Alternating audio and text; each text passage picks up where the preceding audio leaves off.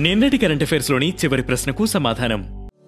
అజ్మీర్లోని Foy Sagar సరస్సు కొత్త పేరు ఏంటి?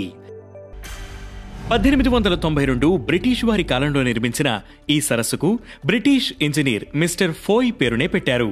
132 తర్వాత రాజస్థాన్ ప్రభుత్వం అజ్మీర్లో ఉన్న ఫోయ్ సాగర్ సరస్సుకు వరుణ్ సాగర్ అని పేరు మార్చింది. ఇక మొదటిది గ్లోబల్ టూరిజం రెసిలియన్స్ డే. ప్రతి ఏటా ఫిబ్రవరి 17న పర్యాటక పరిశ్రమ గ్లోబల్ టూరిజం రెసిలియన్స్ డేను జరుపుకుంటుంది. ఇది ప్రపంచ పర్యాటక పరిశ్రమ స్థితిస్థాపకతను ప్రతిబింబిస్తుంది. భవిష్యత్తులో వచ్చే అంతరాయాలను తట్టుకుని పర్యాటక రంగాన్ని బలోపేతం చేసే వ్యూహాలను అభివృద్ధి చేయడానికి ఇది ప్రపంచ దేశాలను ప్రోత్సహిస్తుంది. ఇక రెండవది గిఫ్ట్ సిటీలో బ్యాంక్ ఆఫ్ మహారాష్ట్ర కొత్త branch. Gujarat international finance tech సిటీలో తమ నూతన బ్రాంచ్ను ఏర్పాటు చేసేందుకు బ్యాంక్ ఆఫ్ మహారాష్ట్ర ఆర్బీఐ నుంచి అనుమతి పొందింది.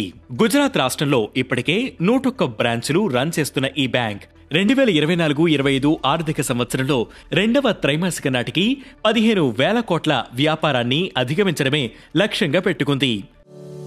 ఇక మూడవది ప్రభుత్వ జోక్యాన్ని తగ్గించేందుకు deregulation commission.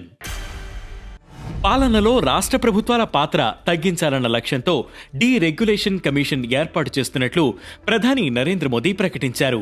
Economic Times Now Global Business సమ్మిట్లో మాట్లాడుతూ వివిధ రంగాల్లో అధికారిక అడ్డంకులను తొలగించి వ్యాపార సౌలభ్యాన్ని ప్రోత్సహించడంలో ప్రభుత్వం ఎంత నిబద్ధతగా ఉందో వివరించారు. ఇక నాలుగవది నేషనల్ ట్రైబల్ ఫెస్టివల్ ప్రారంభం. నేషనల్ ట్రైబల్ ఫెస్టివల్ ఆది మహోత్సవ్ను రాష్ట్రపతి ద్రౌపది ముర్ము ఢిల్లీలోని మేజర్ ధ్యాన్ చంద్ నేషనల్ స్టేడియంలో ప్రారంభించారు. మినిస్ట్రీ ఆఫ్ ట్రైబల్ అఫైర్స్ ఆధ్వర్యంలో జరుగుతున్న ఈ ఫెస్టివల్లో ట్రైబల్ హెరిటేజ్, కల్చర్, ట్రెడిషన్స్ ఆకర్షణగా నిలవనున్నాయి.